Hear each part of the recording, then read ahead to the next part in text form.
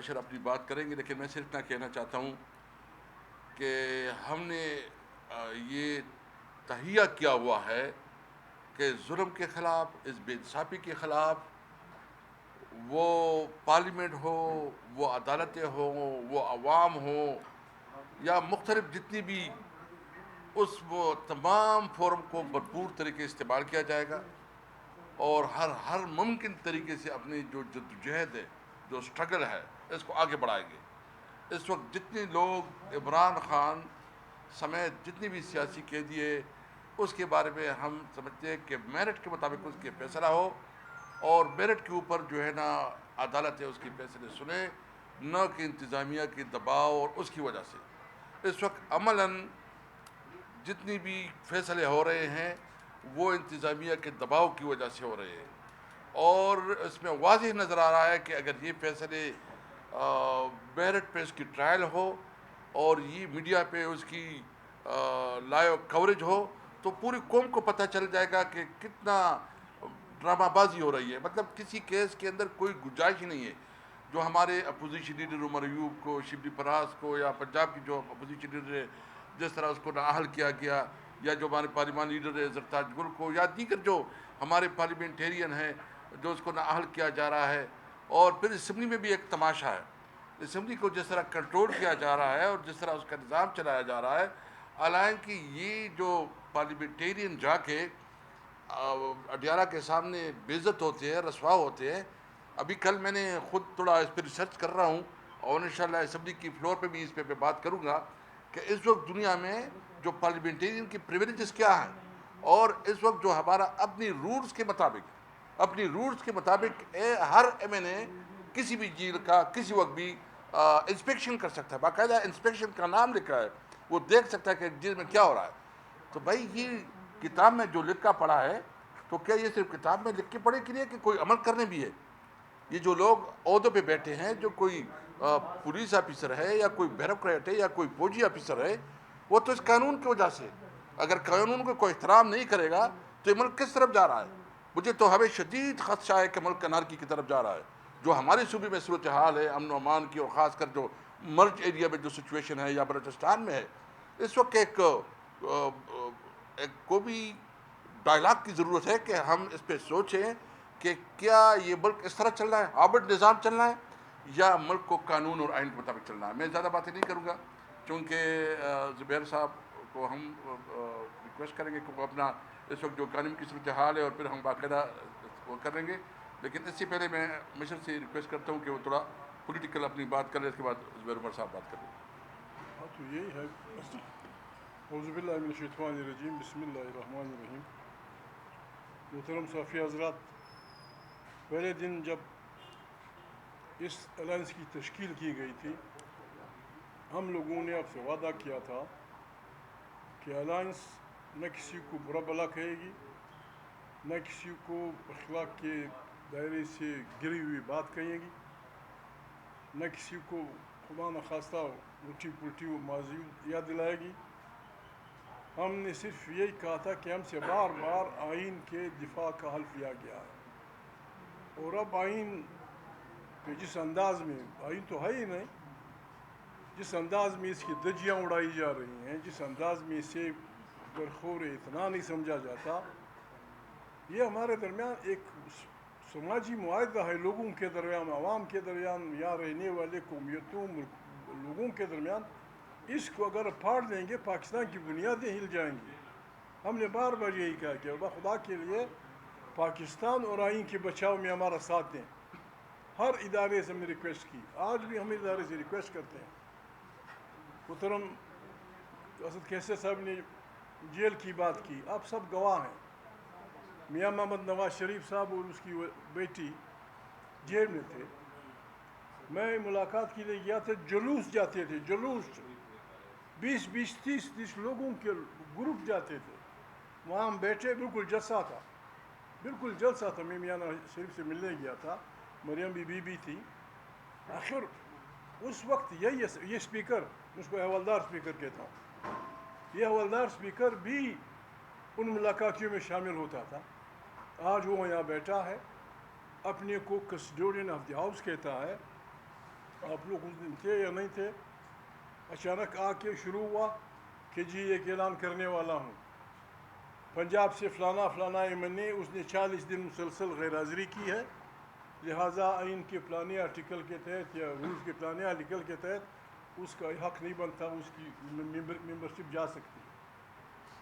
پھر جب لوگوں نے شور مچایا، بڑی مشکل سے ہمیں موقع ملا، میں نے اس کو مبارکباد دی تھی، میں نے کہا یا میں اسپیکر نہیں کہا، میں نے کہا یا صادق صاحب بہت خوشی ہوئی کہ آپ کو اپنے اختیارات یاد آ گئے، یہی اختیارات آپ بھی مہربانی کر استعمال کریں۔ آپ کی موجودگی میں آپ کے اسمبلی کے نوکروں کی وردیوں میں لوگوں نے گھس کر پارلیمنٹ کے کونے وہاں سے ممبران کو گھسیٹ کے نکالا، اب تک اس نے اس میں اپنے عمل نہیں کیا۔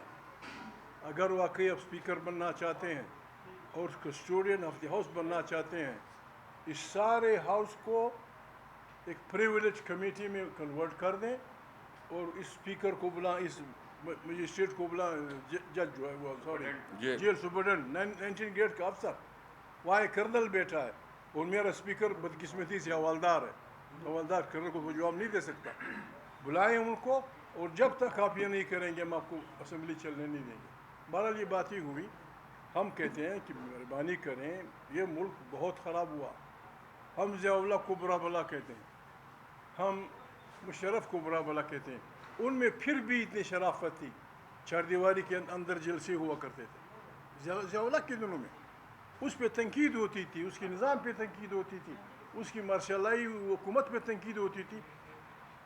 بے نظیر آئی لاکھوں کا اجتماع تھا لاہور میں، کسی پولیس افسر نے، کسی پاگل نے اس پہ حملہ نہیں کیا۔ اس قسم شریف لوگ ہم جاتے ہیں، ایم این ایز، اس کی بہنیں دھوپ میں 12 گھنٹے 16 گھنٹے پسینے میں شرابور اور حرکت نہیں ہوتی، پھر اسمبلی کا فائدہ کیا ہے؟ کیوں مذاق اڑاتے ہو اسمبلی کا؟ وہاں پہ لکھا ہوا لا الہ الا اللہ محمد رسول اللہ، لا الہ محمد رسول اللہ کے اعمال ایسے تھے جو تمہارے اسپیکر شہباز، وہ پشتوں میں بھی کہتے ہیں، پنجابی میں بھی ہوگا کہ خان کا نوکر 1.5 خان، یہ سارے 1.5 خان ہیں۔ اتنا وہ فوجی، اتنا جاہل، اتنا غلط اپروچ نہیں رکھتا جس طرح میرا 1.5 خان شہباز شریف رکھتا ہے۔ شہباز بھائی خدا کو مانو، آپ نے عوام کی طاقت نہیں دیکھی۔ غریب عوام جب بپھر جاتے ہیں اور جب حملہ آور ہوتے ہیں، فرعونوں کو بیخ سے نکالتے ہیں، نمرود کو فارغ کر دیتے ہیں، قارون کو فارغ کر دیتے ہیں، اور ہم نے یہ فیصلہ کیا شہباز کہ ہم نے پاکستان کے عوام کو منظم کرنا ہے، اور اس وقت تک منظم کرنا ہے، ہم جدوجہد کریں گے جب تک اس غلط، غیر آئینی، غیر قانونی، غیر جمہوری حکومت کا خاتمہ نہیں ہوتا۔ ہم آپ سے بھی ریکویسٹ کرتے ہیں، ہم ججوں سے بھی ریکویسٹ کرتے ہیں، ہم جمہوری جرنیلوں سے بھی ریکویسٹ کرتے ہیں، ہم دانشوروں سے بھی ریکویسٹ کرتے ہیں، ہم جو سماجی اس کے علاقوں کی تنظیمیں ہیں، خواتین کی ہو، مردوں کی ہو، ان سے اپیل کرتے ہیں کہ یہ وقت ہے پاکستان کو صحیح راستے، جمہور راستے پہ۔ ہماری اپیل ہے، ہماری اپیل ہے پیپلز پارٹی سے، ہماری اپیل ہے جناب محمد نواز شریف سے، ہماری اپیل ہے مولانا فضل الرحمان سے، ہماری اپیل ہے جماعت اسلامی سے، تو پاکستان کی تمام پارٹیوں سے، بسم اللہ آپ نکات نکالیں 4-5۔ آئین بالادست ہوگا، ایک جمہوری پاکستان کی تشکیل ہوگی، پارلیمنٹ آزاد ہوگا، الیکشن کمیشن پاک ہوگا، اور جو الیکشن جیتی وہ حکومت حکمرانی کرے گی۔ آئندہ کے لیے ہم سب 10 نہیں 50 انگلیاں لگائیں کہ ہم ایک دوسرے کو بے عزت نہیں کریں گے، پرسیکیوٹ نہیں کریں گے، پریس کو تنگ نہیں کریں گے، عدلیہ کی آزادی میں آپ لکھیں، ہم سب دستخط کر کے اللہ سے دعا کریں اور ایک دوسرے کو بھائی بندی کا ہاتھ لے کے پاکستان کو اس بدبخت سے نکال دیں۔ اگر آپ یہ نہیں کرتے پھر تو ہم مجبور ہیں، ہم پھر جائیں گے گلیوں میں، اور اس میں اگر آپ مجبور کریں گے، ہمیں ماریں گے، پیچیں گے، اور ہمارا یہ عدم تشدد والا ایک جمہوری تحریک خدا نخواستہ اگر اس طرف جاتی ہے جس طرف لے جانا چاہتے ہیں، اس کے ذمہ وار آپ ہوں گے۔ آپ نے ہم اب کس لیے حملہ آور ہیں؟ سارے پشتون وطن پہ، سارے بلوچ وطن پہ، سارے سندھی وطن پہ، چاہتے کیا ہیں آپ؟ ٹرمپ چاہتا ہے کہ سندھ کی معدنیات نکالے، بلوچوں کی معدنیات، کوئی اور چاہتا ہے، جرمنی چاہتا ہے، فرانس چاہتا ہے، ہمارے لوگوں کو اس پہ اپنا حق تسلیم کر دو. ہم آپ کے نوکر بن کے کدال بیلچہ اٹھا کے کریں گے پاکستان دن دگنی رات چگنی تقریر کرے گا. لیکن یہ کہ بندوق کے زور پہ آپ نے جو تماشا شروع کیا ہے ساری خیبر پختونخوا میں، خدا نخواستہ اگر یہ چیز خارج جنگی کی طرف گئی اور خدا نخواستہ اس سے اگر لوگوں اور اپنی افواج کے درمیان لڑائیاں چڑھی، شہباز تم اور تمہارے سارے 1.5 خان اس کے ذمہ وار ہوں گے. Thank you very much. جی زبیر صاحب.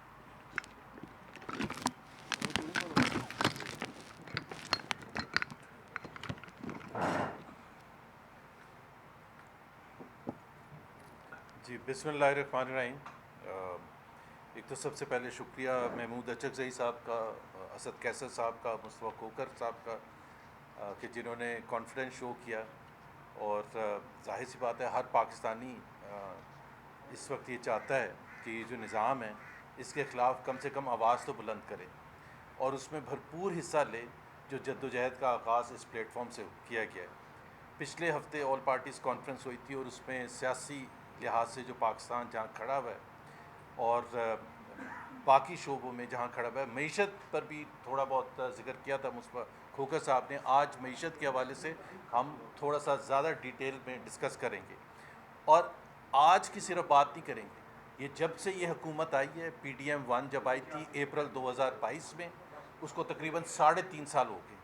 3.5 سال کی کارکردگی کا ایک تھوڑا سا جائزہ لیں گے اور کہاں پاکستان کھڑا ہے اس وقت، اور 3.5 سال میں پاکستان کے عوام نے کیا حاصل کیا اور پاکستان کی اشرافیہ نے کیا حاصل کیا. کیونکہ ایک بہت بڑا فرق ہے جس کی نشاندہی کرنا بار بار لازمی ہے کہ پاکستان میں جب معیشت کی بات کی جاتی ہے تو آوازیں جب آتی ہیں کہ پاکستان کی بڑی زبردست ہوگی معیشت، تو اس کی طرف سے آتی ہے، اشرافیہ کی طرف سے آتی ہے جنہوں نے بھر کے پیسے بنائے ہیں، جو آج بھی پیسے بنا رہے ہیں، جو اگلے ہفتے بھی بنائیں گے، اور اتنے کہ کبھی تاریخ میں نہیں بنائے تھے. اور میں تھوڑی سی ایگزامپلس بھی دوں گا اس کی. لیکن عوام کا اگر ذکر کریں تو ان کے لیے سب نقصان ہی نقصان ہوا ہے. اگر آپ 3.5 سال کا جائزہ لیں تو پاکستان کی تاریخ میں ایک تو 3.5 سال میں تمام، جس کو آپ میکرو اکنامک انڈیکیٹرز کہتے ہیں، تمام ریکارڈ توڑ دیے ہیں. اور یہ میں لفاظی نہیں کر رہا، میں ابھی آپ کو بتا بھی دوں گا. ریکارڈ توڑنے کا مطلب اچھائی کی طرف نہیں ہے، برائی کی طرف ہے. پاکستان نے کبھی 38% مہنگائی نہیں دیکھی تھی جو 3.5 سال میں پہلی دفعہ دیکھی. اور 38% جس کو کہتے ہیں کنزیومر پرائس انڈیکس، اگر جو عوام کے لیے زیادہ جس سے اثر ہوتا ہے سینسٹیو SPI، وہ 50%. کوئی سوچ بھی نہیں سکتا تھا، خواب میں بھی نہیں آ سکتا تھا کہ پاکستان میں کبھی اتنی مہنگائی ہوگی. اور اس کا جواب بھی آئے گا حکومت کی طرف سے کہ دیکھیں جی اب کتنی کم ہوگی. لیکن 2022 2023 2024 میں جو مہنگائی نے پاکستان کے عوام پر ظلم کیا، جو ان کے لیے تباہی آئی ہے معیشت کے حوالے سے، لوگوں نے اپنی جائیدادیں بیچ دیں، middle class lower middle class ہو گئی ہے. اور اسی کی وجہ سے اگر ہم دیکھیں کہ پاکستان کی تاریخ میں کبھی بھی 45% لوگ غربت کی لکیر سے نیچے نہیں گئے تھے. کبھی بھی 45%، یعنی کہ 11.25 کروڑ عوام جو ہیں غربت کی لکیر سے نیچے ہیں، جن کو 2 وقت کی روٹی نصیب نہیں ہے. اور یہاں ہر روز جا کے پرائم منسٹر یا فائنانس منسٹر اسٹاک ایکسچینج میں وہ بیل بجاتے ہیں کہ جی ترقی کے کتنے، اور دیکھیں جی IMF نے کیا کہہ دیا اور ورلڈ بینک نے کیا کہہ دیا. اصل حقیقت یہ ہے، اصل حقیقت کہ وہ 11.25 کروڑ عوام جو غربت کی لکیر سے نیچے ہیں، کروڑوں عوام کو پچھلے 3 سال میں غربت کی لکیر سے نیچے ڈالا گیا ہے، کروڑوں کو. اور اس کی وجہ سے اگر آپ دیکھیں بے روزگاری ایک تیسرا جو سب سے بڑا ایک انڈیکیٹر ہے کہ معیشت اچھی ہے یا خراب ہے، 22% بے روزگاری کا ریٹ ہے، ان امپلائمنٹ ریٹ 22%. اگر 10% جس ملک میں ہوتا ہے تو چیخیں نکل جاتی ہیں، لوگ کہتے ہیں کہ اتنی زیادہ ان امپلائمنٹ ہو گئی ہے. یہاں 22%، اور 22% کا ذکر نہیں ہوتا. کبھی آپ نے دیکھا ہے کبھی پرائم منسٹر ذکر کر رہے ہوں، کبھی فائنانس منسٹر ذکر کر رہے ہوں، کبھی پارلیمنٹ میں ٹریجری بینچز سے سپیچز ہو رہی ہوں کہ جی اتنے لوگ بے روزگار بیٹھے ہوئے ہیں، اتنے لوگ پاورٹی سے نیچے بیٹھے ہوئے ہیں. اور جو سب سے زیادہ فکر مند بات ہے، جو یوتھ ہے، جو پاکستان کا سرمایہ ہے، جس کے بنیاد پر ہم کہتے ہیں کہ ہمارا یوتھ بلج اتنا زبردست ہے کہ فیوچر بڑا زبردست ہے، اس میں 30% سے زیادہ بے روزگاری ہے 30% سے زیادہ. اچھا یہ کبھی پاکستان کی تاریخ میں نہ 22% بے روزگاری, کبھی بھی کوئی ریکارڈ نہیں بتاتا, نہ کبھی یوتھ میں 30% سے زیادہ. چوتھے انڈیکیٹر پر آ جائیں قرضوں کے حوالے سے, بڑے الزامات لگائے گئے جی اس حکومت نے قرضے اتنے لے لی, اس حکومت نے. میں صرف یہ آپ کو بتا دوں, باقی ڈیٹیلز تو ہوتی رہیں گی. جب عمران خان کے 3.5 سال تھے تو 19 ٹریلین روپیز کے قرضوں میں اضافہ ہوا تھا. اور یہ میں پاکستان کی حکومت کے اعداد و شمار بتا رہا ہوں, چاہے 45% غربت کی لکیر سے نیچے یا 22% بے روزگاری سے یا انفلیشن کے جو میں نے نمبرز بتائے ہیں, اسی طرح سے قرضے حکومت پاکستان کے حساب سے 19 ٹریلین میں اضافہ ہوا تھا 3.5 سال میں جب عمران خان صاحب کی حکومت تھی. اب 3.5 سال میں اس سے ڈبل ہو گیا, تقریباً 38 ٹریلین روپیز کے قرضوں میں اضافہ ہو گیا. آپ نے کہیں دیکھا وہ قرضے لگتے ہوئے؟ کیا پاکستان کے عوام نے اس سے کوئی فائدہ اٹھایا ہے؟ کیا ان کے لیے کوئی زیادہ سہولت پیدا ہو گئی ہے؟ کیا پاکستان کے عوام کو روزگار مل گیا ہے؟ کیا پاکستان کے عوام ایک خوشحال ہونا شروع ہو گئے؟ 38 ٹریلین روپے 3.5 سال میں. پہلے کہتے تھے نا الزام کہ انہوں نے کہاں کیے ہیں قرضے, تو آپ بتائیں پہلے کہ آپ نے وہ 38 ٹریلین روپیز جو آپ نے قرضے لیے ہیں وہ کہاں گئے ہیں؟ اور قرضوں سے میں یہ بتا دوں صرف یہاں ایک بیچ میں کہ پاکستان کی جو اکنامک مینجمنٹ ہے نا آج کل, وہ صرف 2 چیزوں پر ہے, لونز اور رول اوورز. کہ کتنے آپ کے آئی ایم ایف سے, ورلڈ بینک سے, اور اس پر ایک دوسرے کو مبارکباد دیتے ہیں. مطلب سب سے زیادہ تو شرمناک, ایک طرف تو میاں نواز شریف اور شہباز شریف کہتے ہیں ہمیں شرم آتی ہے جا کے وہاں قرضے مانگنے کہ لوگوں سے ہم کشکول پھیلاتے ہیں, پھر جب ملتا ہے تو کہتے ہیں مبارک ہو آپ کو. اور دوسرا رول اوورز جو میں کہہ رہا ہوں, جو ہمارے دوست ممالک ہیں جو ہم ظاہر ہے اپریشیٹ بھی کرتے ہیں, ان کا شکریہ بھی ادا کرتے ہیں, سعودی عربیہ ہے, یو اے ای ہے, چائنا ہے, جنہوں نے ہمیں قرضے دیے جس کے بیسس پر, جس کی وجہ سے جو آج فورن ایکسچینج ریزروز آپ کے تھوڑا بہت جو آپ کو سنبھال سکیں ہیں آپ, وہ اسی وجہ سے ہیں کہ جو ان کے طرف سے, ان 3 ممالک کی طرف سے 10-11 بلین ڈالرز اس وقت ہمارے پاس پڑے. اور میں یہاں ایک ضرور ذکر کرنا چاہوں گا, ایک میں آؤں گا یہ قرضوں کے حوالے سے اور ریزروز کے حوالے سے, بٹ جس طرح میں نے قرضوں کا کہا تھا اسی طرح سے انویسٹمنٹ اگین ایک بہت ہی بنیادی چیز ہے. پہلے انویسٹمنٹ ہوگی تو پھر ترقی ہوگی, پھر جابس کریشن ہوگی, پھر خوشحالی آئے گی, پھر ٹیکسز میں اضافہ ہوگا. اب آپ انویسٹمنٹ کی حالت دیکھ لیں, 2 سال پہلے ایس آئی ایف سی بنائی گئی اور اب مبارکباد دی گئی کہ جی اس سے جو ہے $100 بلین جو ہے آپ کی فورن ڈائریکٹ انویسٹمنٹ آئی کتنی ہے وہ تو میں آپ کو بتاتا ہوں. لیکن جو ریکارڈ ہے کہ پاکستان کی تاریخ میں پچھلے 50 سال میں انویسٹمنٹ ریشو جس کو آپ کہتے ہیں investment to G D P 50 سال کی کم ترین شرح پر, 50 سال کی کم ترین شرح پر. یہ اعداد و شمار میں اپنی طرف سے نہیں کہہ رہا, بائی دا وے یہ فائنانس منسٹر نے خود ایکسیپٹ کیا تھا پریس کانفرنس میں. بالکل انویسٹمنٹ ریشو پاکستان کی 50 سال کی کم ترین سطح پر ہے. تو وہ $100 بلین یا $75 بلین جو آنے تھے وہ کہاں سے آنے تھے؟ یہ ایسے ہم ایک دوسرے کو مبارکباد دیتے ہیں. آپ کو یاد ہوگا کہ پرائم منسٹر شہباز شریف پچھلے 3-3.5 سال میں کو درجنوں انہوں نے دورے کیے ہیں, مڈل ایسٹ کے, دوسرے ممالک کے, سینٹرل ایشین ریپبلک کے, دوسرے ممالک سے لوگ آئے ہیں. پتہ نہیں کو 300-400 ایم او یوز سائن ہو گئے کہ جی $2 بلین کی اور کمٹمنٹ ہوگی, $4 بلین کی اور کمٹمنٹ. اس میں سے ایک پیسہ نہیں آیا, ایک پیسہ نہیں آیا. جو پاکستان کی جو انویسٹمنٹ میں نے آپ کو ریشو بتا دیا کہ پاکستان 50 سال میں کم ترین سطح پر. سو یہ اگر فکر کی بات نہیں ہے تو میرا خیال ہے کیا فکر کی بات ہے.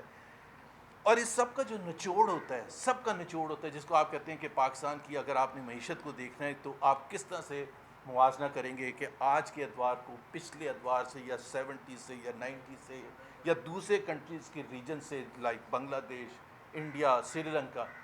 Growth rate, G D P growth rate اس وقت جو پچھلے 3 سال کا, کیونکہ ہم 3 سال کا موازنہ کر رہے ہیں, تو ایوریج گروتھ ریٹ 1.62% ہے, 1.62% ایوریج گروتھ ریٹ ہے. جو پاکستان کی کوئی بھی 3 سال کا آپ پیریڈ لے لیں, ہسٹوریک پیریڈ لے لیں, کم ترین شرح ہے. بلکہ اس کے بعد اگر 3 سال کا کوئی موازنہ لے تو 3.55% ہے. سو آدھی سے بھی کم لیول ہے آپ کی گروتھ ریٹ کا, 1.62%. اور اس کی وجہ سے اب آپ اگر اس کو کمپیئر کریں 1.62% کو، آپ کی پاپولیشن انکریز 2.6% ہے. تو اگر 2.6% تو پاپولیشن میں اضافہ ہو رہا ہے اور گروتھ آپ کی 1.6% ہے، تو ظاہر سی بات ہے ان امپلائمنٹ ہوئے گی، ظاہر سی بات ہے کہ لوگ غربت کی لکیر سے نیچے جائیں گے، ظاہر سی بات ہے ان امپلائمنٹ ہوئے گی، ظاہر سی بات ہے کہ مہنگائی ہوگی. اور مہنگائی پر میں ایک کمنٹ کر دوں کہ بہت سے حکومتی عہدیدار اس کا جواب دیں گے کہ اب تو ہم لیں. آپ نے ڈپریس کرتی ہے، آپ نے ڈیمانڈ ڈپریس کرتی ہے، لوگوں کے پاس پیسہ ہی نہیں ہے خرید. تو اس سے آپ ایک اور اشاریے کی طرف آتے ہیں، قوت خرید، کہ پاکستان کے عوام کی قوت خرید کے ساتھ ہوا کیا پچھلے 3 سال میں. ایک نیا ریکارڈ 60% کے قریب قوت خرید میں کمی آئی ہے اپریل 2022 سے لے کے آج تک. اور اب پھر میں آپ کو ذکر کر دوں، یہ میرے اعداد و شمار نہیں ہیں، یہ حکومت پاکستان کے اعداد و شمار ہیں. 60%. اگر اس کی ایک دوسری چھوٹی سی سادہ مثال یہ ہے کہ جس کی تنخواہ 50,000 روپے تھی اپریل 2022 میں، اس کی قوت خرید آج 20,800 روپے. اب آپ ذرا ڈفرنس دیکھیں کہ اس کو آپ نے کس، اگر وہ بھی 50,000 کما رہا ہے، کیونکہ بہت سے تو وہ 50,000 کمانے والے ان امپلائڈ ہو چکے ہیں، لیکن اگر کوئی بچہ ہے تو اس کی آپ حالت دیکھ لیں کہ وہ 20,800 کے برابر ہے آج کا جو اس وقت کا 50,000 روپے تھا. تو آپ نے جس کو پرچیزنگ پاور کہتے ہیں یا قوت خرید کہتے ہیں، اس میں آپ نے جو تباہی کی ہے. اور ایک جو بہت ہی لازمی جز ہے جس پر سب سے کم بات ہوتی ہے، حکومتی نمائندہ تو کبھی نہیں کوئی کرتا، اور یہ افسوسناک بات ہے کہ جس کو آپ کہتے ہیں ہیومن ڈیولپمنٹ انڈیکس، جس سے خوشحالی پتہ چلتی ہے، عوام کی جو خوشحالی ہے یا ویلفیئر اس سے پتہ چلتی ہے، جس میں تعلیم، صحت، صاف پینے کا پانی اور دوسرے جو بیسک چیزیں ہیں یا علاج. اب پاکستان کا اگر آپ ایچ ٹی آئی دیکھیں، ہیومن ڈیولپمنٹ انڈیکس، پچھلے 3 سال میں بتدریج خراب سے خراب ہوتا چلا گیا. آج اس کی جو پوزیشن ہے 168 ان دا ورلڈ. ابھی شرمناک بات ہے، کیونکہ وہ اس کا تعلق عوام سے ہے. اس پر کوئی اشرافیہ نہیں بولے گا، اس پر کوئی نہیں بات کرے گا کہ جی اسٹاک ایکسچینج انڈیکس کہاں پہنچ گیا، اس پر کوئی بات نہیں کرے گا. 168، 2.70 کروڑ بچے پاکستان کے اسکول نہیں جا سکتے. پاکستان میں 40% الٹریسی ہے، 60% یعنی کہ لٹریسی ریٹ ہے. جتنے ممالک آپ اٹھا کے دیکھ لیں جن سے ہم مقابلہ کرتے تھے، وہ کہاں پہنچ گئے. ملائیشیا کو دیکھ لیں، انڈونیشیا کو دیکھ لیں، سری لنکا کو دیکھ لیں، انڈیا کو دیکھ لیں، بنگلہ دیش کو دیکھ لیں. 90s میں لٹریسی ریٹ پہنچ گیا، 96، 97. اور اس کی وجہ سے خوشحالی آئی ہے. پر کیپٹا انکم ان کا دیکھ لیں کہ کہاں سے کہاں پہنچ گئے. ہم صرف اس میں خوش ہوتے ہیں جیو پالیٹک میں کہ جی ہمیں وائٹ ہاؤس میں بلا لیا تو ہم سمجھتے ہیں یہ حل ہے پاکستان کی معیشت کو ٹھیک کرنے کا. اگر یہ حل ہوتا تو 60 میں ایوب خان کو بھی بڑا ریڈ کارپٹ ٹریٹمنٹ دیا تھا، 80s میں بھی بڑا ریڈ کارپٹ ٹریٹمنٹ دیا تھا، مشرف صاحب کو بھی بش صاحب بلاتے تھے بار بار اور بڑا زبر. آپ جب تک ان چیزوں کو فکس نہیں کریں گے انٹرنلی، اپنا ٹیکس سسٹم، اپنا ایجوکیشن سسٹم، اپنا ہیلتھ سسٹم. ہیلتھ کی حالت یہ ہے کہ 40% بچے سٹنٹڈ ہیں، گروتھ نہیں ہے نارمل. اس کا مطلب ہے اب ایک طرف 40% بچے گروتھ نہیں ہے نارمل، دوسری طرف سے 2.70 کروڑ بچے اسکول نہیں جا رہے. اور جو اسکول جا رہے ہیں پبلک اسکول، اس کی تعلیم ہمیں پتہ ہے. آپ جا کے سندھ میں اور بلوچستان میں دیکھ لیں کہ اس کے پاس پڑھانے کی فیسلٹیز تک نہیں ہیں، کلاس رومز تک نہیں ہیں، ٹوائلٹس تک نہیں ہیں. اب اس میں آپ کہہ رہے ہیں کہ پاکستان کا فیوچر بڑا زبردست ہے. میرا خیال ہے پاکستان کے عوام کو سچ بتانا چاہیے کہ پاکستان کا فیوچر بچوں کی تعلیم سے منسلک ہے، جیسے ہم اپنے گھر میں کرتے ہیں، جیسے ہم اپنے گھر کے بچوں کو کرتے ہیں. تو وہ جو بیٹھا ہے جو اسکول نہیں جا رہا ہے وہ بھی ہمارا بچہ ہے. اگر ہم اس کے لیے فکر مند نہیں، ہم تو ذکر ہی نہیں کرتے ہیں تعلیم کا. کبھی ذکر کرتے ہیں پاکستان کی اس وقت بھی، باوجود اس کے کہ ہم سب سے پیچھے ہیں، اس وقت بھی جو بجٹ پاس ہوا ہے پاکستان کا، جو education to G D P percentage ہے، وہ ابھی بھی ریجن میں سب سے کم ہے. یہ آپ خود بتائیں. اور یہ جو میں ہیومن ڈیولپمنٹ انڈیکیٹر کی بات کر رہا ہوں، ایشیا میں صرف ایک ملک ہمارے سے پیچھے ہے، وہ افغانستان ہے. اور یہ کوئی فخر کی بات نہیں. اور جو دوسرے ممالک جو ہمارے ساتھ ہیں، 20 ممالک، وہ سب سہارن افریقہ کے ہیں. ہم کسی کے ساتھ نہیں کمپیٹ کر رہے، ہم کہیں بھی نہیں آگے گئے، ہم بتدریج پیچھے چلتے جا رہے ہیں.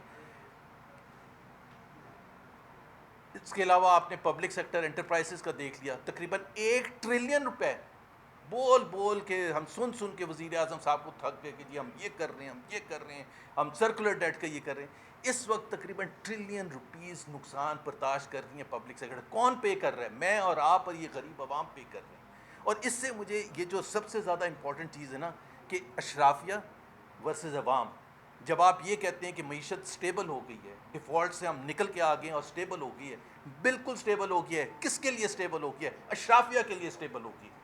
اگر سٹیبل ہوتی تو 45% لوگ غربت کی لکیر سے نیچے نہ ہوتے. سو ہمیشہ سوال یہ ہے، ہمارا حکومت سے بھی سوال یہ ہے، آپ جب معیشت کی بات کرتے ہیں اور کہتے ہیں سٹیبل ہوگی، اور یہ ڈیفالٹ کی بھی اسد کیسر صاحب میں بات کروں گا 2 منٹ، تو جو متھ کریٹ کیا گیا جب ووٹ آف نو کانفیڈنس ہوا تو اس وقت بہت سے بہانے کیے گئے. بھائی آپ سیدھا سیدھا کہتے ہیں ووٹ آف نو کانفیڈنس ہمارے آئین میں لکھا ہوا ہے، ہم وہ کرنے جا رہے ہیں. ایک ریزن یہ دیا گیا کہ پاکستان ڈیفالٹ کرنے والا تھا، اس لیے. میں آپ کو صرف 2-3 نمبر دے دیتا ہوں. اور آپ ڈیفالٹ اس وقت ہوتا ہے جب آپ کے پاس ڈالرز میں کمی ہوتی ہے اور آپ اپنی انٹرنیشنل اوبلیگیشنز نہیں پوری کر سکتے. جنوری اینڈ 2022 جب فیصلہ کیا گیا ووٹ آف نو کانفیڈنس کا، اور یہ آپ ریکارڈ اگین اسٹیٹ بینک کے جا کے اٹھا کے دیکھ لیں، $17 بلین اسٹیٹ بینک کے ریزرو سے، $17 بلین. اس کا مقابلہ کریں جون 2023 $4 بلین. تو ڈیفالٹ 17 بلین پر ہونا تھا یا 4 بلین پر ہونا تھا؟ 4 بلین جب رہ گئے تھے تو آپ کو یاد ہوگا کہ وزیر اعظم وہاں پیرس میں ایم ڈی کے پاس IMF کی اسحاق ڈار صاحب نے تو بھگا دیا تھا، اور فورن ایکسچینج ریزروز کم کم کم ہوتے چلے گئے. اور یہ بھی ایک مت ہے، یہ بھی میں آپ کو بتا دوں کہ جی ہم ڈیفالٹ کر جاتے. جب مفتاح اسماعیل فائنانس منسٹر تھے اگست اینڈ 2022 میں IMF was on board with Pakistan. So IMF جب بورڈ پر آ گیا تھا، قرضہ جاری کر دیا، قسط جاری کر دی، تو پھر کس چیز کا تھا؟ مارچ کے مڈل میں 2 ہفتے پہلے ووٹ آف نو کانفیڈنس کے foreign exchange reserve state bank کے پاس $15 بلین تھے. آپ خود بتائیں کہ $15 بلین پر کوئی خطرہ تھا یا $4 بلین پر خطرہ ہوگا؟ اور سٹوری یہ بنا دی گئی کہ ہم ریاست کو بچانے کے لیے ہم نے اپنی سیاست ختم کر دی. بھائی آپ نے کوئی ریاست کو بچانے کے لیے نہیں کی تھی، آپ نے پاور لینے کے لیے کی تھی اپنے قرض سے. میں ایک لاسٹ میں اسکیمز کی بات کر لوں کیونکہ یہ بڑا امپورٹنٹ ہے. بہت سے اسکیمز ہوئے ہیں پچھلے 3.5 سال میں. 2 جو سب سے زیادہ، یہ ایک تو مت تھی نا، اس کو ٹھیک کرنے کی ضرورت تھی جو میں نے کیا ہے، باقی سوال آپ بے شک کرتے رہیے گا. ایک تو ابھی ہم نے دیکھا چینی کا اسکینڈل. اب مسئلہ یہ ہے کہ اسکیم ہوتا کیا ہے؟ اس اسکیم یہ ہوتا ہے کہ جو حکومت میں بیٹھے ہیں، جو اشرافیہ ہے، وہی فیصلہ سازی کر رہی ہے. ابھی آڈیٹر جنرل نے 10 دن پہلے نیشنل اسمبلی کی کمیٹی میں یہ کہا کہ $300 بلین شوگر اونرز کی جیبوں میں گیا ہے اس پرائس انکریزز کی وجہ سے. پہلے ماشاءاللہ کافی کماتے ہیں، یہ اس کے اوپر ہے. 300 بلین کس کی جیبوں سے گیا؟ غریب عوام کی جیب سے گیا. وزیر اعظم نے جب سب ہو گیا لوٹ لیا، عوام کو تباہ کر دیا، تو انہوں نے کہا کہ جی میں شوگر مافیا کو کنفرنٹ کروں گا. تو پہلے تو آپ اپنے صاحبزادہ جو ہیں وہ بھی تو شوگر مافیا کا حصہ ہیں، ان کو تو کنفرنٹ کریں نا، ان کے تو آڈٹ کروائیں نا. ان سب کا آڈٹ کروائیں جو فیصلہ سازی میں شامل ہیں. فیصلے بھی آپ کر رہے ہیں ایکسپورٹ کے اور فیصلے بھی آپ کر رہے ہیں امپورٹ کے. صرف ایکسپورٹ اور امپورٹ کا جو ڈفرنس ہے سیم کوانٹٹی 84 بلین تو بیچ میں سے غائب ہو گیا. 198 بلین 114 بلین آپ نے ایکسپورٹ میں کمائے، 114 بلین اسی کوانٹٹی پر، اور اسی کوانٹٹی کو منگوانے میں 198 بلین. 84 بلین کا کس کی جیبوں سے کیا؟ عوام کی جیبوں سے کیا. اب اسی طرح سے ایک ویٹ سکینڈل آیا تھا. اب ویٹ سکینڈل میں بھی 300 بلین کی ہیرا پھیری ہوئی، 300 بلین کی. لیکن ابھی اس کی رپورٹ آ گئی آڈیٹر جنرل کی، کوئی ایکشن ہوا؟ کوئی ایکشن نہیں ہوا. کیا بتایا گیا؟ پہلے تو یہ جھگڑا ہو رہا ہے کہ وہ PDM 1 کی گورنمنٹ نے فیصلے کیے تھے یا کیئر ٹیکر گورنمنٹ نے کیے تھے یا جو PDM 2 کی گورنمنٹ آئے تھے انہوں نے فیصلے کیے تھے. اب عوام بیٹھ کے یہ انتظار کر رہی ہے کہ وہ آپس میں اس چیز پر لڑ رہے ہیں. یہ نہیں کوئی ڈینائی کر رہا کہ عوام کو 300 بلین روپے کا تھوک لگایا، یہ کوئی بھی نہیں بات کر رہا، یہ کوئی بھی نہیں ڈینائی کر رہا. لیکن ڈینائی کیا کر رہے ہیں کہ وہ کاکڑ صاحب کہتے ہیں کہ جی ہماری حکومت میں تو یہ والا فیصلہ نہیں، یہ والا ہوا تھا. PDM کی جو جانے والی حکومت تھی وہ کہتے ہیں کہ یہ نہیں، یہ ہم نے نہیں کیا تھا، یہ تو کیئر ٹیکر نے کیا تھا. اور اس کے بعد جو نئی حکومت آتی ہے انہوں نے کہا جی ہم نے تو کوئی فیصلہ ہی نہیں. حالانکہ تینوں کے تینوں رسپانسبل تھے. اور میرے نزدیک کیئر ٹیکر تھی یا PDM 1 تھی یا PDM 2، it is a continuation of the same set جو اپریل 2000